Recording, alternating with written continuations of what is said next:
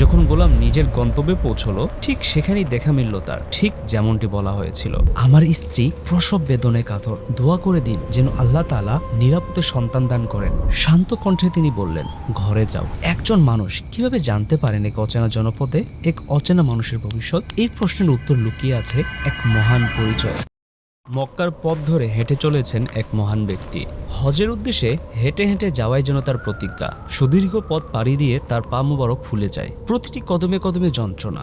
সঙ্গে থাকা গোলাম তার দুশ্চিন্তায় আর্জি জানালেন, জনাব কোনো বাহনে আরোহণ করুন যেন পায়ের ফোলা কমে যায়। কিন্তু তিনি এই আবেদন নাকচ করলেন, বরং একটি আশ্চর্যজনক কথা বললেন, যখন নিজের গন্তব্যে পৌঁছাবে সেখানে তোমার সাক্ষাৎ হবে এক হাবশী ব্যক্তির সাথে। তার কাছে তেল থাকবে, তুমি তার কাছ থেকে সেই তেল কিনে নিও। গোলাম হতবাক, এমন কোন ওষুধের কথা সে আগে কখনো শোনেনি, কাউকে কোথাও এমন দেখেও নি। প্রশ্ন জাগলো মনে, কিভাবে সম্ভব এই ভবিষ্যৎবাণী? কে এই হাবশী? কোথায় পাওয়া যাবে তাকে? যখন গোলাম নিজের গন্তব্যে পৌঁছলো ঠিক সেখানেই দেখা মিলল তার, ঠিক যেমনটি বলা হয়েছিল। গোলাম তেল কেনার জন্য এগিয়ে গেল। হাবশী জিজ্ঞেস করলো, কার জন্য কিনছো? গোলাম তার মালিকের নাম বলল। সেই নাম শুনতেই হাবশীর মধ্যে ঘটে গেল এক আকস্মিক পরিবর্তন। তার চোখে মুখে বিস্ময়, কণ্ঠে আবেগ। সে বলল, আমাকে তার কাছে নিয়ে চলো, আমি তো তারই গোলাম। রহস্যের জোট আরো গভীর হলো যখন হাবশী এসে সেই মহান ব্যক্তির সামনে দাঁড়ালো। সে আর্জি জানালো, হুজুর আপনি আমার প্রকৃত মালিক, আপনার কাছ থেকে তেলের মূল্য নেব না, তবে আমার একটি আবেদন আছে। আমার স্ত্রী প্রসব বেদনায় কাতর, দোয়া করে দিন যেন আল্লাহ তাআলা নিরাপদে সন্তান দান করেন। শান্ত কণ্ঠে তিনি বললেন, ঘরে যাও, আল্লাহ তাআলা তোমাকে তেমনি সন্তান দান করবেন যেমনটি তুমি চাও, আর সে আমার অনুসারী হবে। হাবশী ঘরে পৌঁছে দেখলো ঘরের অবস্থা ঠিক তেমনই যেমনটি সে চেয়েছিল।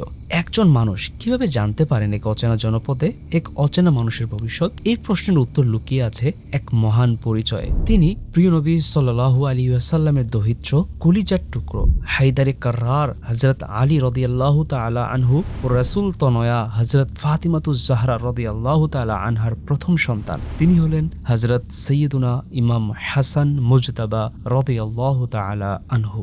তৃতীয় হিজরির 15 রমজান তার জন্ম হয়। প্রিয় নবী সাল্লাল্লাহু আলাইহি ওয়াসাল্লাম নিজে তার নাম রাখলেন হাসান।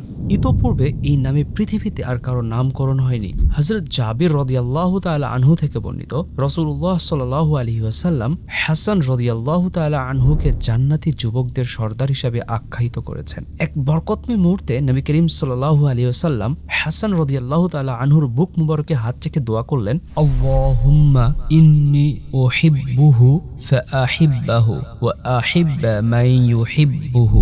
হে আল্লাহ, আমি তাকে ভালোবাসি, সুতরাং তুমিও তাকে ভালোবাসো, এবং যে তাকে ভালোবাসে তাকেও ভালোবাসো। তার দানশীলতার ইতিহাস ছিল কিংবদন্তি তুল্য। একবার এক ব্যক্তি নিজের প্রয়োজনের কথা জানালে ইমাম হাসান রাদিয়াল্লাহু তাআলা আনহু তাকে 50,000 দিরহাম রৌপ্য মুদ্রা দান করলেন। এরপর আরেকজন এসে সাহায্য চাইলে তাকে 500 দিনার স্বর্ণ মুদ্রা দান করলেন। নিজের কাছে যথেষ্ট না থাকলেও ঋণ করে দান করতেন, বলতেন, আমার কাছে আসা কোনো মানুষ খালি হাতে ফিরে যাক, এটা আমি চাই না। অবশেষে এলো সেই শোকে মুহ্যমান দিন, 5 রবিউল আউয়াল 50 হিজরি, মতান্তরে 49 হিজরিতে ইমাম হাসান রাদিয়াল্লাহু তাআলা আনহু শাহাদাত বরণ করেন। মদিনা শরীফের জান্নাতুল বাকিতে তাকে দাফন করা হয়। শাহাদাত বরণের সময় তার বয়স ছিল 47 বছর। এক জীবন যা শুরু হয়েছিল নবুয়তের ছায়ায় আর শেষ হয়েছিল শাহাদাতের মর্যাদায়। ইমাম হাসান রাদিয়াল্লাহু তাআলা আনহু, যার হৃদয় ছিল উদারতাপূর্ণ এক মহাসমুদ্র।